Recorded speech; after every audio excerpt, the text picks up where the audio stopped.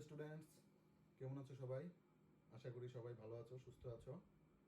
আজকে আমরা ইয়ং এর দ্বিতীয় পরীক্ষার সেকেন্ড লেকচার নিয়ে আলোচনা করব এবং এটা একটু অ্যাডভান্স লেভেলের একটু আলোচনা। এখান থেকেও পরীক্ষাতে প্রশ্ন থাকে। তো আমরা গত লেকচারে ইয়ং এর দ্বিতীয় পরীক্ষা থেকে আমরা গঠনমূলক ব্যতিচার হওয়া শর্ত, তারপর ধনসাত্মক ব্যতিচার হওয়া শর্ত, তারপর ডোরার ব্যবধান, ডোরার প্রস্থ, পরপর দুইটা উজ্জ্বল ডোরার ব্যবধান, পরপর দুইটা অন্ধকার ডোরার ব্যবধান, একটু উজ্জ্বল ডোরার প্রস্থ, একটু উজ্জ্বল অন্ধকার ডোরার প্রস্থ, এই টপিকগুলো নিয়ে আমরা আলোচনা করেছিলাম। আজকে আমরা প্রথমেই যে টপিকটা নিয়ে আলোচনা করব সেটা হচ্ছে ঝালরের কৌণিক বেদ বা কৌণিক ব্যবধান। তো আমরা সেই গত লেকচারের মতো এখানে যে চিত্রটা আমরা দেখেছি যে S1 এবং S2 দুটি আলোক উৎস, সুসংগত আলোক উৎস, ও কিউ বিন্দুটা হচ্ছে তার মধ্যবিন্দু, S1 এবং S2 এর মধ্যবিন্দু, এবং কিউর যে প্যারালাল পয়েন্ট ও S1 থেকে ও বিন্দু পর্যন্ত এবং S2 থেকে ও বিন্দু পর্যন্ত দূরত্ব সমান, কারণ তাদের মধ্যে কোনো পথ পার্থক্য নাই। আমরা গত লেকচারে এগুলো নিয়ে আমরা বিস্তারিত আলোচনা করেছি। পি বিন্দুটা হচ্ছে, আমরা ধরে নেই যে সেন্ট্রাল ব্রাইট থেকে xn দূরত্ব অবস্থান করতেছে এবং সেটা ও কিউর সাথে থিটা এন পরিমাণ কৌণিক দূরত্বে অবস্থান করতেছে। এখন আমাদের যে আলোচনার বিষয়টা সেটা হচ্ছে পি যদি একটি উজ্জ্বল বিন্দু হয় এবং কিউ যদি একটি উজ্জ্বল বিন্দু হয়, তাহলে এই দুইটা উজ্জ্বল বিন্দুর মধ্যকার কৌণিক ব্যবধান আমরা নির্ণয় করার চেষ্টা করব। মধ্যকার কৌণিক ব্যবধান নির্ণয় করার চেষ্টা করব। আমরা ধরে নিই পি হচ্ছে একটি উজ্জ্বল বিন্দু, কিউ হচ্ছে আরেকটি উজ্জ্বল বিন্দু। ও বিন্দু থেকে পি বিন্দু পর্যন্ত দূরত্ব আমি ধরে নেই এন, এবং পিটা হচ্ছে এনতম উজ্জ্বল বিন্দু, এরপর কিউটা হচ্ছে n+1তম উজ্জ্বল বিন্দু। তাহলে এদের মধ্যবর্তী যে কৌণিক ব্যবধান পিটা বা পি বিন্দুটা হচ্ছে ও কিউর সাথে থিটা এন পরিমাণ কোণে আছে, যেহেতু সে এনতম উজ্জ্বল বিন্দু যার কারণে এটার কৌণিক ব্যবধান হচ্ছে থিটা এন, এবং কিউটা যেহেতু n+1তম উজ্জ্বল বিন্দু যার কারণে এটার কৌণিক ব্যবধান হচ্ছে থিটা n+1। তাহলে পি এবং কিউর মধ্যকার যে কৌণিক ব্যবধানটা হবে সেটা হবে theta n+1 minus theta N. আমরা এখন এটাই নির্ণয় করার চেষ্টা করব। তাহলে চিত্র 1 থেকে এটাকে আমরা চিত্র 1 দেই এবং এটা হচ্ছে চিত্র 2। চিত্র 1 থেকে আমরা দেখতে পারি যেহেতু থিটাটা খুবই ক্ষুদ্র, যার কারণে tan থিটা n সমান সমান লম্ব বাই ভূমি, লম্ব হচ্ছে xn, ভূমি হচ্ছে ক্যাপিটাল ডি। যেহেতু থিটা খুব ক্ষুদ্র যার কারণে আমরা tan থিটাকে থিটা n এর সমতুল্য যদি কনসিডার করে নেই, তাহলে থিটা n হচ্ছে xn divided by d. xn এর মান আমরা কি পেয়েছিলাম? xn এর মান আমরা পেয়েছিলাম n lambda d by d divided by capital D, d cancel out, তার মানে n lambda by small d। এটা হচ্ছে পি বিন্দুর কৌণিক দূরত্ব, সেন্টার ব্রাইট থেকে পি বিন্দুর কৌণিক দূরত্ব হচ্ছে n lambda by d। আচ্ছা, তাহলে সেন্টার ব্রাইট থেকে n+1তম উজ্জ্বল বিন্দুর কৌণিক দূরত্ব কত হবে? থিটা n+1 সমান সমান n+1 into lambda divided by d. তাহলে কৌণিক ব্যবধান কি হবে? পি ও কিউ উজ্জ্বল বিন্দুর কৌণিক ব্যবধান হবে theta n+1 minus theta n. Theta n+1 হচ্ছে n+1 into lambda divided by d, minus theta n হচ্ছে n lambda divided by d. তার মানে হচ্ছে n+1 minus n lambda divided by d, n cancel out, তার মানে lambda by d, তার মানে lambda by D. So এটাই হচ্ছে পি এবং কিউ তম পি হচ্ছে এন তম উজ্জ্বল বিন্দু, আর কি হচ্ছে এন প্লাস 1 তম উজ্জ্বল বিন্দু, কৌণিক ব্যবধান হচ্ছে ল্যামডা বাই ডি। ঠিক একই রকম ভাবে আমি যদি পিটাকে যদি অন্ধকার বিন্দু কনসিডার করতাম, কিউটাকে যদি অন্ধকার বিন্দু কনসিডার করতাম, তাহলেও আমাদের ফর্মুলাটা আমাদের সেমই হইতো, কারণ অন্ধকার বিন্দুর কৌণিক ব্যবধান যদি আমরা কনসিডার করতাম, তাহলে আমরা একটু দেখি যে ঠিক একই রকম ভাবে অন্ধকার বিন্দুর জন্য tan থিটা n সমান সমান xn বাই d সমান সমান xn এর মান, অন্ধকার বিন্দুর জন্য xn এর মান হচ্ছে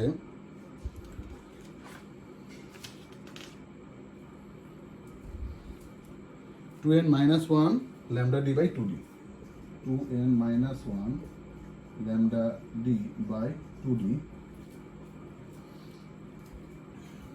divided by d cancel out, তার মানে 2n minus 1 lambda by 2d। যেহেতু tan থিটাটা থিটা n খুবই ক্ষুদ্র, তার মানে tan থিটাটাকে আমরা থিটা n এর সাথে ইকুইভ্যালেন্ট করতে পারি। তাহলে একটু খেয়াল করে দেখো, n প্লাস 1 তম অন্ধকার বিন্দুর জন্য কত হবে? 2n প্লাস 2, তার মানে 2n plus 1 lambda by 2d। Okay, n এর জায়গায় n প্লাস 1 বসিয়ে দাও, তাহলে এখানে আসবে 2n প্লাস 2 মাইনাস 1, তার মানে 2n প্লাস 1। তার মানে কৌণিক ব্যবধান হচ্ছে n plus theta n plus 1 minus theta n সমান সমান 2n plus 1 lambda by 2d minus 2n minus 1 lambda by 2d। তার মানে কত হয়? 2n plus 1 minus 2n plus 1 lambda by 2d, 2n cancel out, আর এখানে কত থাকবে? এখানে থাকবে 2 lambda by 2d, 2 cancel out, তার মানে ল্যামডা বাই। তো আমরা দেখলাম যে দুইটি উজ্জ্বল বিন্দুর মধ্যকার কৌণিক ব্যবধান হচ্ছে ল্যামডা বাই ডি, দুটি অন্ধকার বিন্দুর মধ্যকার কৌণিক ব্যবধান হচ্ছে ল্যামডা বাই ডি। তার মানে দুটি উজ্জ্বল বিন্দুর মধ্যকার কৌণিক ব্যবধান হচ্ছে ল্যামডা বাই ডি, আর দুটি অন্ধকার বিন্দুর মধ্যকার কৌণিক ব্যবধান হচ্ছে ল্যামডা বাই ডি। সো এই হচ্ছে আমাদের ঝালরের কৌণিক বেধ বা কৌণিক ব্যবধান। এরপর আমরা চলে যাব একটা পর্দার উপর কতগুলি ম্যাক্সিমা মিনিমা তৈরি হইতে পারে সেটার ক্ষেত্রে, number of maximas and number of minimas. Okay, সবাই স্ক্রিনশট নিয়ে নাও।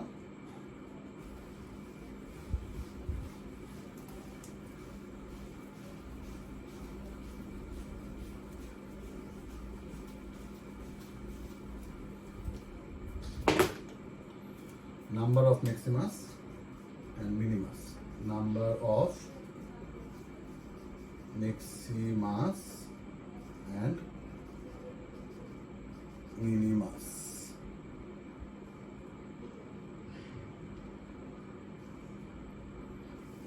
উজ্জ্বল বিন্দু এবং অন্ধকার বিন্দু সর্বোচ্চ কতগুলি তৈরি হইতে পারে একটু আমরা খেয়াল করার চেষ্টা করি।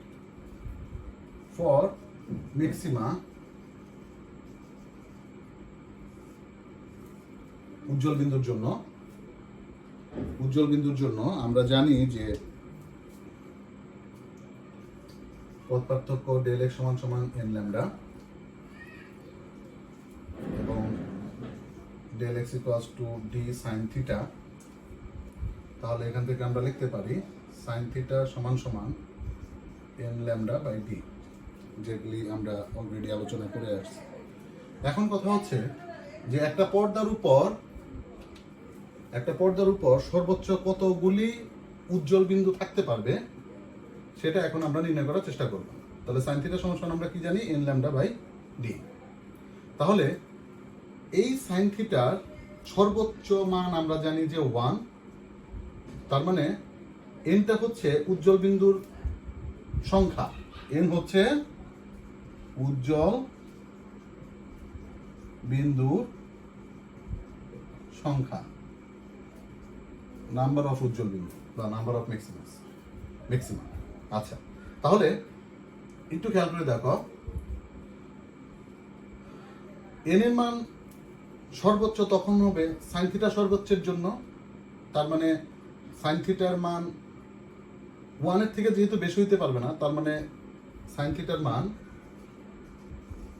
Can not be greater than 1. That means n lambda by b can not be greater than 1. Okay, আচ্ছা, তাহলে n can not be greater than d by lambda, তার মানে n এর মান কখনোই d by lambda থেকে বড় হতে পারবে না। আমাদের ডিটা কি ছিল? ডিটা ছিল মধ্যকার দুইটা চিরের ব্যবধান, আর ল্যামডাটা হচ্ছে মনোক্রোমাটিক লাইটের ওয়েভলেন্থ। এখন কথা হচ্ছে যে n এর মানটা, এই যে d বাই ল্যামডা যেটা, এই nটা হচ্ছে একটা পর্দার শুধুমাত্র এক পাশের উজ্জ্বল বিন্দুর সংখ্যা। একটু খেয়াল করো,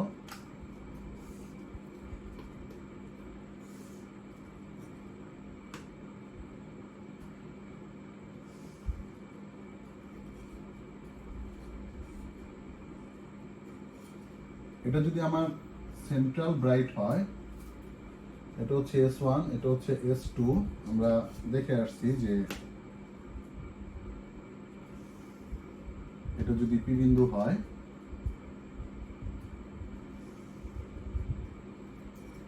এটা হচ্ছে XN পি বিন্দু, এনটা হচ্ছে এক পাশের উজ্জ্বল বিন্দুর সংখ্যা। তাহলে দুই পাশের উজ্জ্বল বিন্দুর সংখ্যা কি হবে?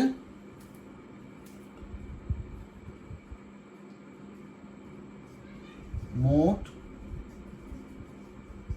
উজ্জ্বল বিন্দুর সংখ্যা। মোট উজ্জ্বল বিন্দুর সংখ্যা, এক পাশের উজ্জ্বল বিন্দুর সংখ্যা হচ্ছে ডি বাই ল্যামডা, দুই পাশের উজ্জ্বল বিন্দুর সংখ্যা কি হবে? 2d D by lambda, plus তার একটা সেন্ট্রাল ব্রাইট আছে +1। তার মানে মোট উজ্জ্বল বিন্দুর সংখ্যা হচ্ছে 2 × d by lambda plus 1, 2 × d by lambda plus 1। এবং মনে রাখতে হবে যে এই d বাই ল্যামডাটা অবশ্যই পূর্ণ সংখ্যা হইতে হবে, পূর্ণ সংখ্যা। এখন ধরো আমার n এর মান আসছে ধরো 4.3, n = ধরো আসছে 4.3, বা ধরো আসছে ধরো 5.4 ফর এক্সাম্পল। 5.4 হলে পরেও সেটাকে আমরা 5 এর সাথে ইকুইভ্যালেন্ট করব, 5.9 হলে পরেও সেটাকে আমরা 5 এর সাথে ইকুইভ্যালেন্ট করব, কারণ আমাদের উজ্জ্বল বিন্দু কোনো ফ্র্যাকশন হবে না, নাম্বারে কোনো ফ্র্যাকশন হবে না। সো 5.99 হলে পরেও সেটাকে আমরা 5.9 হলে পরেও সেটাকে আমরা উজ্জ্বল বিন্দুর সাথেই 5 এর সাথেই আমাদের ইকুইভ্যালেন্ট করতে হবে, কারণ হচ্ছে উজ্জ্বল বিন্দুর সংখ্যার কোনো ফ্র্যাকশন নাম্বার হবে না। সো এই নাম্বারটা ডেফিনেটলি, এই ডি বাই ল্যামডাটা, এটা অবশ্যই আমাদের ইন্টিজার হইতে হবে, ইন্টিজার হইতে হবে, এটার কোনো ফ্র্যাকশন ভ্যালু থাকা যাবে না। তো এই হচ্ছে আমাদের মোট উজ্জ্বল বিন্দুর সংখ্যা। তাহলে আরেকবার বলি, মোট উজ্জ্বল বিন্দু ডি বাই ল্যামডাটা হচ্ছে এক পাশের উজ্জ্বল বিন্দুর সংখ্যা। যেহেতু আমার দুই পাশেই উজ্জ্বল বিন্দু তৈরি হবে, এখানেও পি যেমন উজ্জ্বল বিন্দু, এখানে পি প্রাইম সেরকম উজ্জ্বল বিন্দু হবে। দুই পাশে যেহেতু উজ্জ্বল বিন্দু তৈরি হবে, যার কারণে ওই পাশে যদি আমার 10টা উজ্জ্বল বিন্দু তৈরি হয়, পর্দার এই পাশে আমার 10টা, সেন্ট্রাল ব্রাইটের নিচেও আমাদের 10টা উজ্জ্বল বিন্দু তৈরি হবে। তার মানে আমাদের টোটাল উজ্জ্বল বিন্দু যদি ওই পাশে 10টা হয়, এই পাশে 10টা হয়, তাহলে টোটাল 20টা, আর একটা সেন্ট্রাল ব্রাইট আছে যার কারণে +1। তার মানে মোট উজ্জ্বল বিন্দুর সংখ্যা হচ্ছে 2 × d বাই ল্যামডা +1। এরপর হচ্ছে মিনিমার জন্য, ফর মিনিমা। মিনিমার জন্য কি আমরা ∇x = জানি 2n - 1 × λ/2 = d sin থিটা। তার মানে sin theta = 2n - 1 λ/2d, λ/2d। তার মানে sin থিটা = 2n - 1 λ/2d। তার মানে এখানে আমার sin থিটার মানটা 1 এর থেকে বড় হইতে পারবে না। তার মানে 2n - 1 × λ/2d must not be greater than 1, তার মানে 2n minus 1 2d by lambda, তার মানে n 2d by lambda plus 1 divided by 2.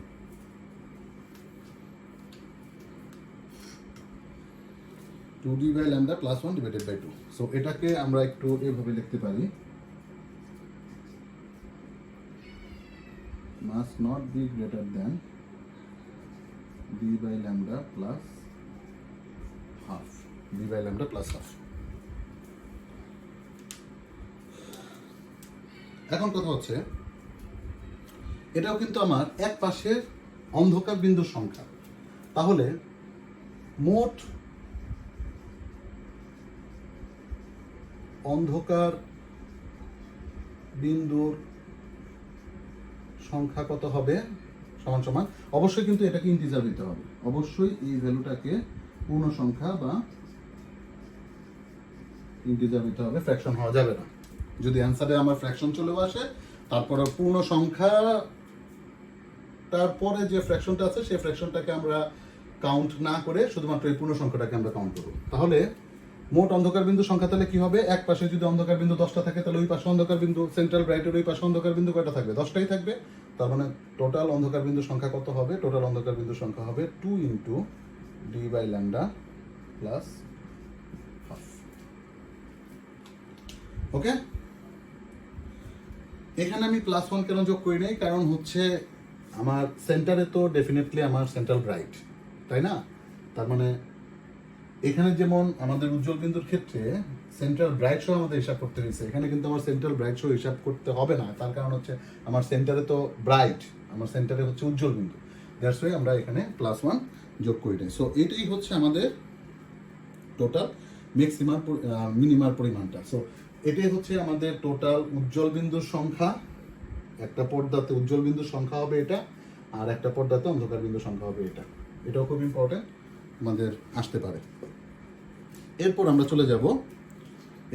চলে যাব ইন্টেন্সিটিতে। কয়েকটা ছোট ছোট টপিক আছে, তাহলে মোটামুটি আমাদের ইয়ংয়ের ডিচির পরীক্ষার যাবতীয় যত ফর্মুলেশন থাকবে সবগুলোই শেষ হয়ে যাবে।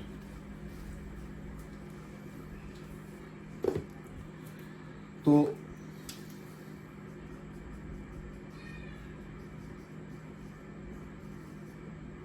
ইন্টেন্সিটি বা তীব্রতা। আচ্ছা, আমরা ধরে নেই যে এস থেকে যে আলোক উৎসগুলি আমাদের দুইটা আলোক উৎস তৈরি হয়েছে, S1 এবং S2 কোহেরেন্ট সোর্স, S1 থেকে যে আলোক তীব্রতাটা বের হয়েছে সেটা হচ্ছে আমি ধরলাম I1 এবং S2 থেকে I2। যেহেতু তারা কোহেরেন্ট সোর্স এবং S থেকে S1 এবং S2 দূরত্ব যেহেতু সমান, সো তাদের ইন্টেন্সিটিও সমানই হবে। তো আমরা ধরে নেই I1 equals to I2 equals to I। ওকে, আচ্ছা, তাহলে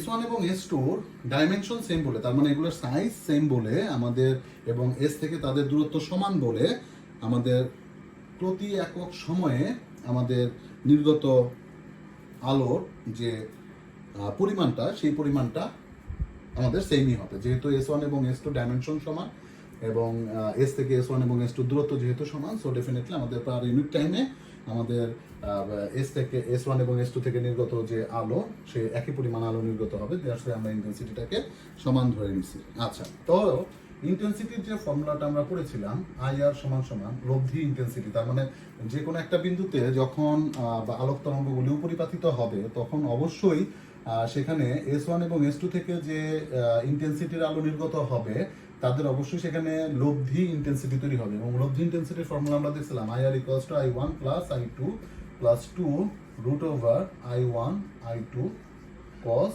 phi, যেখানে ফাইটা ছিল কি ফেজ ডিফারেন্স বা দশা পার্থক্য, ফেজ ডিফারেন্স বা দশা পার্থক্য। আচ্ছা, তাহলে I1 এবং I2 যদি সমান হয় তাহলে I plus I plus 2 into I cos phi লেখা যায় I square root I square কাটাকাটি, তার মানে 2i প্লাস 2i cos 5, তার মানে 2i যদি কমন নেই 1 প্লাস cos 5, তার মানে 2i 1 প্লাস cos 5 হচ্ছে 2 cos স্কোয়ার 5/2, ত্রিকোণমিতি থেকে আমরা লিখতে পারি, তার মানে 4i cos স্কোয়ার 5/2, তার মানে IR equals two 4i cos square 5/2। আচ্ছা, তাহলে এখন দেখো আমাদের সর্বোচ্চ উজ্জ্বলতা বা সর্বোচ্চ তীব্রতা আমাদের কখন হবে। আমরা জানি যে কনস্ট্রাকটিভ ইন্টারফারেন্সের ক্ষেত্রে বা গঠনমূলক ব্যতিচারের ক্ষেত্রে কনস্ট্রাকটিভ ইন্টারফারেন্সের জন্য এবং ডিস্ট্রাকটিভ ইন্টারফারেন্সের জন্য আমরা কন্ডিশনগুলি একটু মেজার করার চেষ্টা করি। সো কনস্ট্রাকটিভ ইন্টারফারেন্স এবং ডিস্ট্রাকটিভ ইন্টারফারেন্সের জন্য আমাদের কনস্ট্রাকটিভ ইন্টারফারেন্সের জন্য তীব্রতাটা সর্বোচ্চ হইতে হবে, আর যদি তীব্রতা সর্বোচ্চ হইতে হয় তাহলে কজের মানটা সর্বোচ্চ হইতে হবে। কজের সর্বোচ্চ মান আমরা জানি cos 5/2 ইকুয়ালস টু কজের সর্বোচ্চ মান আমরা জানি 1। ওকে, তাহলে এটা কত ডিগ্রির জন্য হবে? এটা হচ্ছে 0 ডিগ্রির জন্য, তাই না? তার মানে cos 0 ডিগ্রির জন্য। তাহলে cos 0 ডিগ্রির জন্য যদি হয় তাহলে আমাদের IR ম্যাক্সিমামটা হবে 4। ওকে, আচ্ছা, একটু খেয়াল করে দেখো, এখানে কিন্তু আমাদের সর্বোচ্চ যে মানটা, সেই সর্বোচ্চ মানটা হচ্ছে 1 এবং IR ম্যাক্সিমামের মান হচ্ছে 4i। এখন কথা হচ্ছে ডিস্ট্রাকটিভ ইন্টারফারেন্সের জন্য cos এর সর্বোচ্চ মান আমরা পাই cos 5/2 সমান সমান আমরা cos এর সর্বনিম্ন মানটা যেটা পাই, সেটা হচ্ছে cos pi এর জন্য সমান সমান -1, তার মানে cos pi এর জন্য সমান সমান -1 সমান সমান cos 5/2। ওকে, তার মানে আমাদের cos pi এর জন্য আমরা পাই হচ্ছে -1। তাহলে -1 এর জন্য যদি হয় তাহলে ফেজ ডিফারেন্সটা যদি পাই হয় তাহলে 5/2 এর জন্য পাবো π/2, তার মানে cos 5/2 সমান সমান cos π/2 ইকুয়ালস টু 0। ওকে, আচ্ছা, cos 0 ডিগ্রি ইকুয়ালস টু 1। আচ্ছা, তাহলে এক্ষেত্রে আমরা IR cos 5/2 যদি 0 হয় তাহলে আমরা IR এর মান কত পাবো? IR এর মান পাবো 0। তার মানে সেখানে ডিস্ট্রাকটিভ ইন্টারফারেন্স হয়েছে এবং যার কারণে সেখানে আমরা ইন্টেন্সিটিটা সর্বনিম্ন পেয়েছি। তার মানে ইন্টেন্সিটি সর্বোচ্চ হচ্ছে 4i এবং ইন্টেন্সিটি সর্বনিম্ন হচ্ছে 0। ইন্টেন্সিটি সর্বোচ্চ হচ্ছে 4i এবং ইন্টেন্সিটি সর্বনিম্ন হচ্ছে 0। ওকে, তার মানে আমরা সর্বোচ্চ ইন্টেন্সিটি হচ্ছে 4i এবং সর্বনিম্ন ইন্টেন্সিটি হচ্ছে 0। তার মানে সর্বোচ্চ ইন্টেন্সিটিতে আমরা উজ্জ্বল বিন্দু পাবো এবং সর্বনিম্ন ইন্টেন্সিটিতে আমরা কি পাবো? অন্ধকার বিন্দু।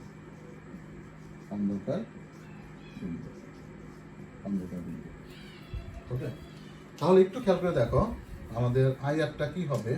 IRটাকে কি আমি এভাবে লিখতে পারি না? 4i হচ্ছে 4i, তার মানে IR ম্যাক্সিমাম cos স্কয়ার 5/2। এখন আমরা একটু গ্রাফে চলে যাই।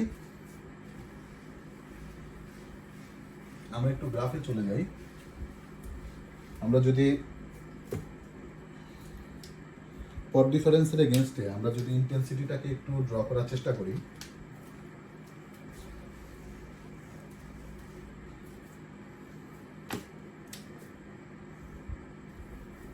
পট ডিফারেন্সের এগেইনস্টে আমরা যদি ইন্টেন্সিটিটাকে একটু ড্র করার চেষ্টা করি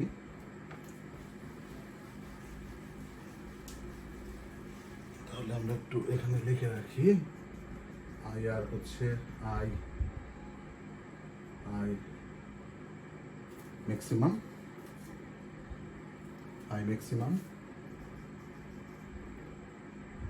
cos স্কয়ার 5/2, তার মানে আই ম্যাক্সিমাম হচ্ছে 4i আর আই মিনিমাম হচ্ছে 0।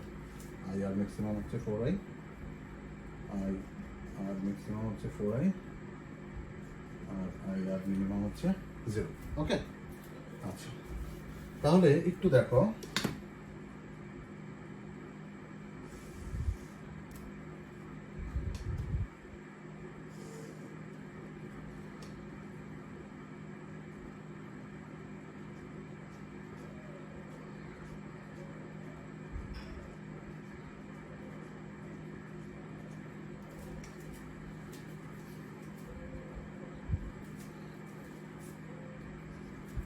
এই বরাবর যদি আমি ইন্টেন্সিটি ড্র করি আর এই বরাবর যদি আমি পাথ ডিফারেন্স ড্র করতে চাই, তাহলে এটা হচ্ছে পাথ ডিফারেন্স 0, এটা হচ্ছে λ/2, এটা হচ্ছে ল্যামডা, এটা হচ্ছে 3 λ/2, এটা হচ্ছে 2 ল্যামডা, এটা হচ্ছে λ/2, এটা হচ্ছে ল্যামডা, এটা হচ্ছে 3 λ/2, এটা হচ্ছে 2 ল্যামডা। দেখো পথ ডিফারেন্স যখন 0 তখন কিন্তু আমরা সর্বোচ্চ মানটা পাই। আমি সর্বোচ্চ মানটা ডিটেক্ট করি যদি 4i দ্বারা, ওই যে সর্বোচ্চ মান আমরা ডিটেক্ট করতেছি 4i দ্বারা। পথ ডিফারেন্স যখন 0 তখন আমরা সর্বোচ্চ মানটা পেয়ে থাকি। পথ ডিফারেন্স যখন λ/2, তার মানে λ/2 এর বিজোড় গুণিতক, তখন আমরা অন্ধকার বিন্দু পেয়ে থাকি। পথ ডিফারেন্স যখন ল্যামডা, তখন আবার আমরা উজ্জ্বল বিন্দু পাই। পথ ডিফারেন্স যখন 3 λ/2, তখন হচ্ছে আমরা আবার অন্ধকার বিন্দু পেয়ে থাকি। পথ ডিফারেন্স যখন 2 ল্যামডা, তখন আবার আমরা উজ্জ্বল বিন্দু পেয়ে থাকি। ঠিক একই রকম ভাবে এটার জন্য λ/2 এর জন্য 0, এটার জন্য ল্যামডার জন্য সর্বোচ্চ, 3 λ/2 এর জন্য আবার 0, 2 ল্যামডার জন্য আবার সর্বোচ্চ। সো এখন আমরা গ্রাফটা একটু প্লট করার চেষ্টা করি। আমাদের λ/2 এর জন্য 0, λ/2 এর জন্য 0, এটাকে যদি হচ্ছে আমরা সেন্ট্রাল ব্রাইট ধরি, সেন্ট্রাল ব্রাইটের এটা এক পাশ এবং এটা এক পাশ, তার মানে সেন্ট্রাল ব্রাইটের উভয় পাশে আমরা ইন্টেন্সিটি এগেইনস্টে, আমরা পাথ ডিফারেন্সের এগেইনস্টে ইন্টেন্সিটি আমরা মেজার করার চেষ্টা করতেছি। তার মানে λ/2 এর জন্য λ/2 উভয় পাশে আমাদের অন্ধকার বিন্দু, যার কারণে তার ইন্টেন্সিটি 0 হবে, তার মানে আই আর মিনিমাম, যার কারণে গ্রাফটা হবে এরকম।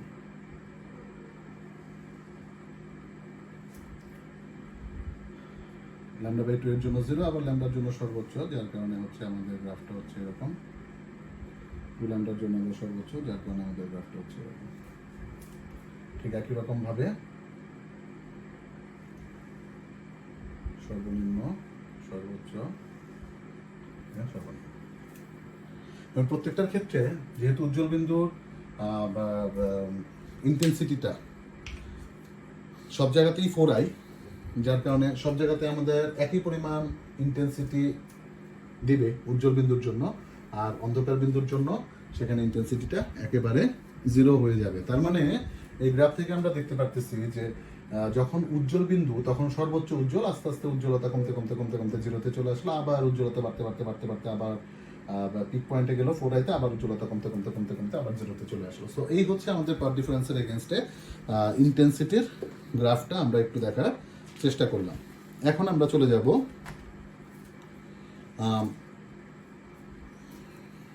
কয়েকটা অনুধাবনমূলক প্রশ্নে আমরা চলে যাব।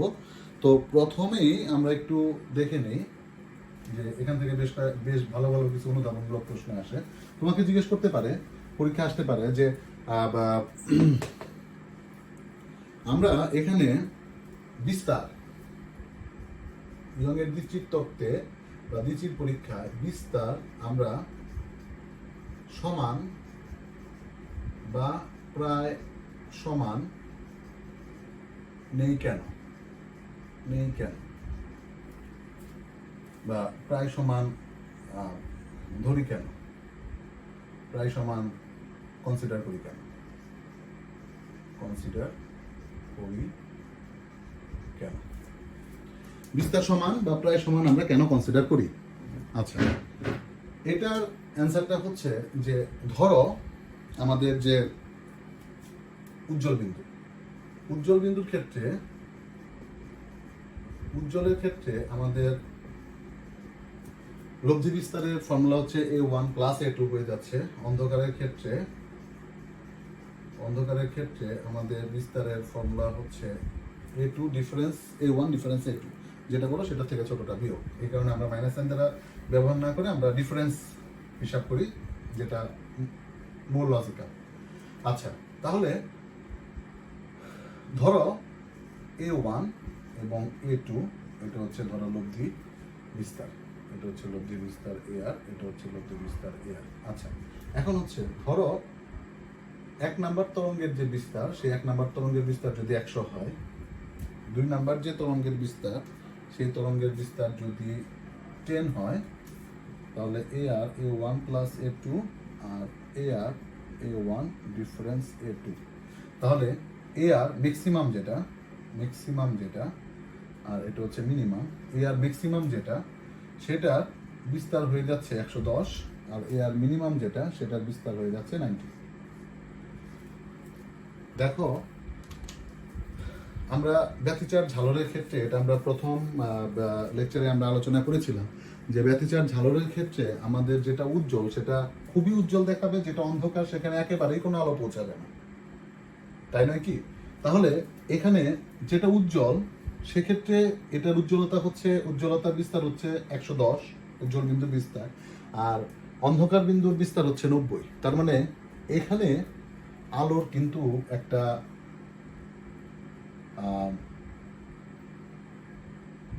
উজ্জ্বলতা, একটা বিশাল একটা বিস্তার সেই অন্ধকার বিন্দুতে থেকে যাবে। তার মানে সেটা একেবারেই অন্ধকার দেখাবে না। যদি বিস্তারটা প্রায় শূন্যের কাছাকাছি হয়ে যেত, তাহলে কিন্তু সেটা একেবারেই অন্ধকার দেখাতো, ঠিক নয় কি? আচ্ছা, এখন আমরা উজ্জ্বল বিন্দুর বিস্তার নিলাম, ধরো একটা আলোর উৎসের বিস্তার আমি নিলাম 100, আর A2 নিলাম ধরো 1।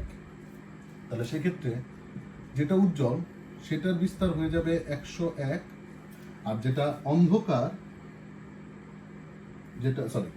এটা হচ্ছে 99 ধরে নিই। তাহলে যেটা উজ্জ্বল সেটার বিস্তার হয়ে যাবে 199, আর যেটা অন্ধকার সেটার বিস্তার হয়ে যাবে 1। দেখো, আমরা বিস্তার প্রায় সমান কনসিডার করেছি, যেখানে উজ্জ্বল বিন্দুর উজ্জ্বলতাটা অনেক বেশি, অন্ধকার বিন্দুর উজ্জ্বলতাটা একেবারেই শূন্যের কাছাকাছি। তার মানে ব্যতিচার ঝালরের ক্ষেত্রে যে শর্তটা ছিল যে উজ্জ্বল বিন্দু খুবই উজ্জ্বল দেখাবে, অন্ধকার বিন্দু একেবারেই সেখানে কোনো আলো পৌঁছাবে না, সেটার জন্য আমাদের এই অপশনটা মোর রিলায়েবল। দ্যাটস ওয়াই আমরা বিস্তারটা সমান নিতে পারলে ভালো, আর যদি সমানও না নিতে পারি, প্রায় সমান কনসিডার করলে পরেও আমরা ব্যতিচারের ধর্মাবলী সেখান থেকে আমরা দেখতে পারবো। আচ্ছা, এরপর আরেকটা প্রশ্ন আসে যে সব ধরনের মনোক্রোমাটিক লাইটের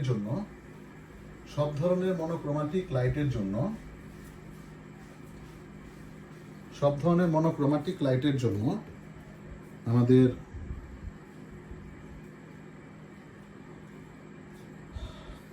ফ্রিঞ্জ উইথ বা ডোরার প্রস্থ একরকম হবে কিনা? সব ধরনের একবর্ণী আলোর জন্য ডোরার প্রস্থ সমান হবে কিনা? আচ্ছা, এখন কথা হচ্ছে যে ডোরার প্রস্থের যে ফর্মুলাটা আমরা জানি, ডোরার প্রস্থ ল্যামডা ডি বাই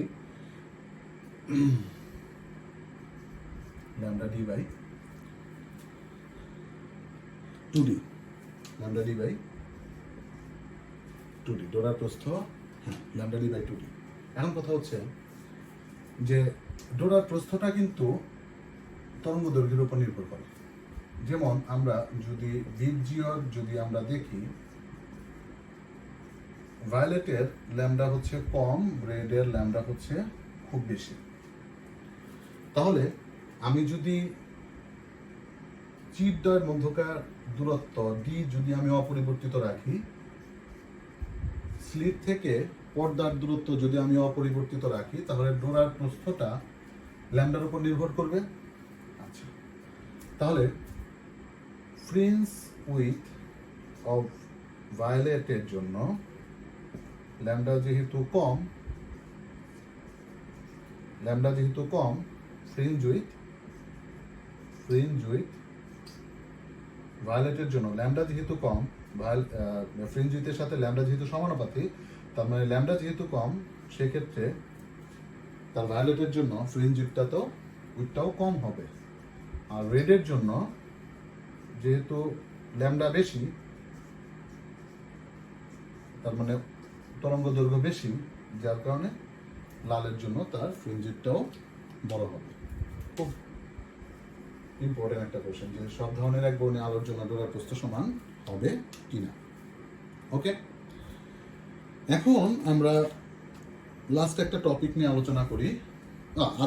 আরেকটা অনুধাবনমূলক প্রশ্ন আসছে যে আমাদের যদি আমরা ইয়ং এর দ্বিতীয় পরীক্ষায় আমরা যদি মনোক্রোমাটিক লাইট ব্যতীত যদি হচ্ছে আমরা সাদা আলো ব্যবহার করতাম, তাহলে কি হইতো? সাদা আলো যদি আমরা ব্যবহার করতাম তাহলে কি হইতো? একটু খেয়াল করে দেখো, যদি আমরা এক বর্ণীয় আলোর পরিবর্তে YDAC তে এক বর্ণী আলোর পরিবর্তে যদি সাদা আলো ব্যবহার করা হতো, তাহলে কি হতো?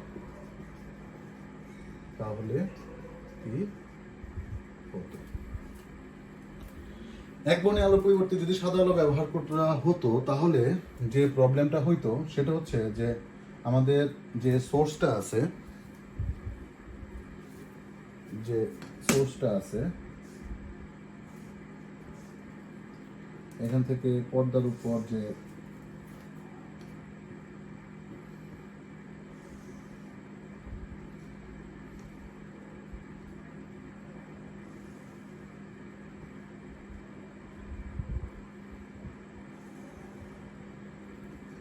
এটা হচ্ছে সেন্ট্রাল ব্রাইট, যদি সাদা আলো ব্যবহার করা হতো, সেন্ট্রাল ব্রাইটে সমস্ত বর্ণের আলোর পথ ডিফারেন্স সেম হতো। ওকে,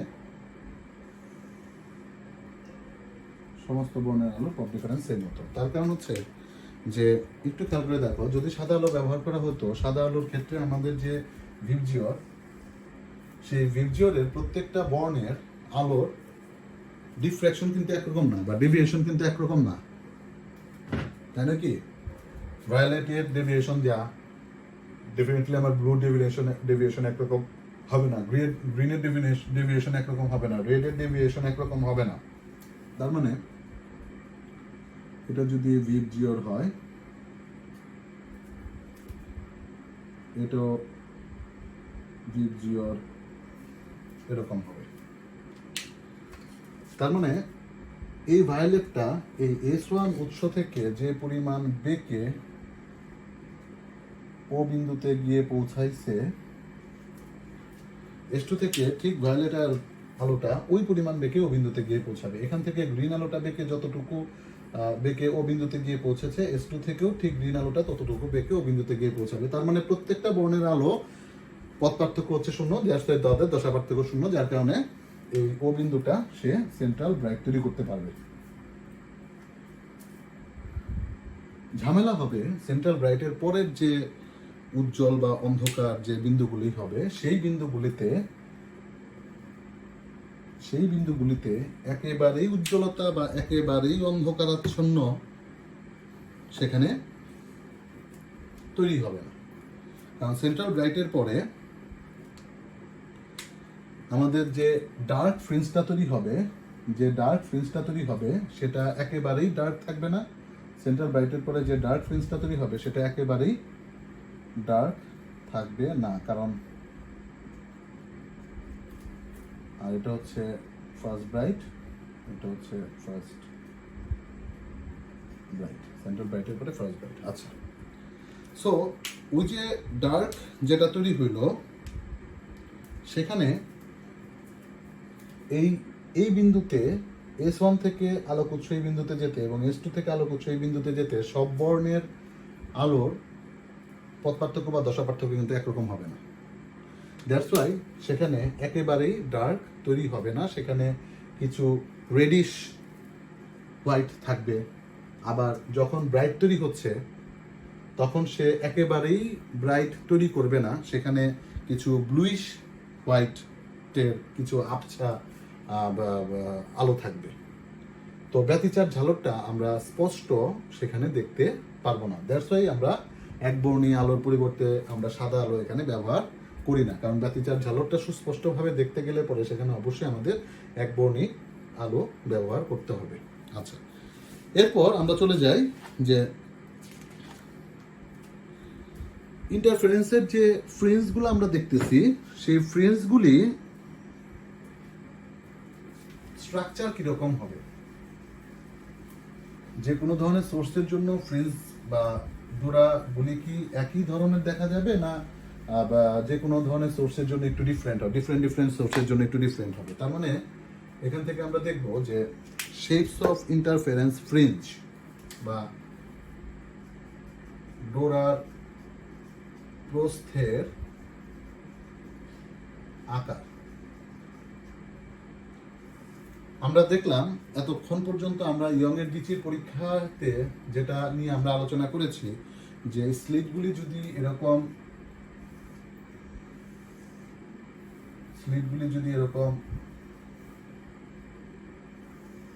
হয়,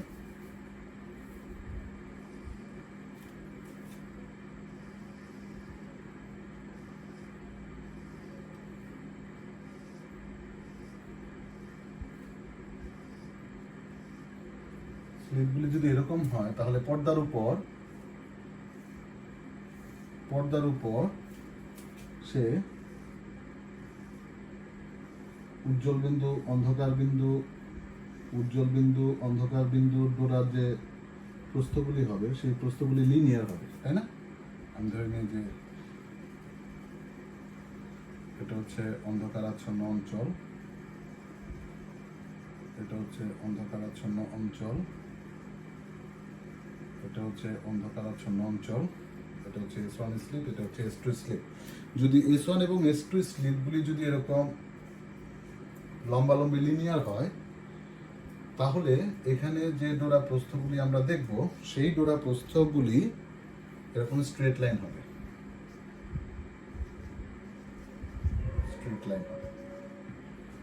এটা ছিল এক ধরনের এক্সপেরিমেন্ট। তারপরে এক্সপেরিমেন্ট করে দেখা গেছে যে স্লিটগুলি যদি এরকম সার্কুলার শেপের হয়, ফোটার মতো যদি হয়, ছিদ্র যদি হয়, তখন দেখা যাবে যে পর্দার উপর যে ডোরাগুলি তৈরি হবে, উজ্জ্বল ডোরা বা অন্ধকার ডোরাগুলি যেগুলি তৈরি হবে, সেই ডোরাগুলি সেন্ট্রালটা এরকম সোজাই থাকবে, কিন্তু তারপর যে ব্রাইট ফ্রিঞ্জগুলি তৈরি হবে বা উজ্জ্বল ডোরা বা অন্ধকার ডোরাগুলির যে তৈরি হবে সেগুলি এরকম হাইপারবোলিক শেপের হবে,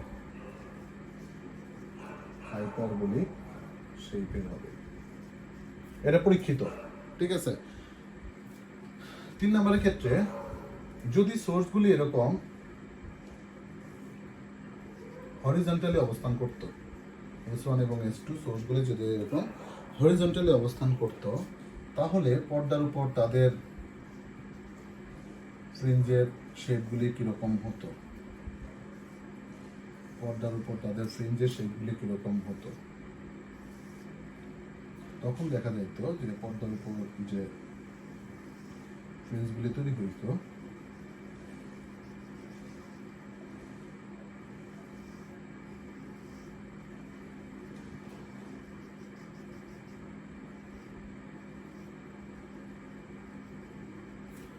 সেই ফ্রিঞ্জগুলো এরকম সার্কুলার শেপের হইতো। তার মানে যদি অনুভূমিক সোর্স রাখা হইতো, হরিজন্টাল সোর্স যদি রাখা হইতো, তাহলে পর্দার উপর যে ফ্রেঞ্চগুলি তৈরি হইতো সেই ফ্রেঞ্চগুলি এরকম সার্কুলার সার্কুলার সার্কুলার ফ্রেঞ্চ তৈরি হইতো, সার্কুলার ফ্রেঞ্চ তৈরি হইতো। আমরা যখন নিউটন স্ট্রিং এক্সপেরিমেন্ট আমরা দেখব, এটা খুব পপুলার একটা এক্সপেরিমেন্ট, নিউটন স্ট্রিং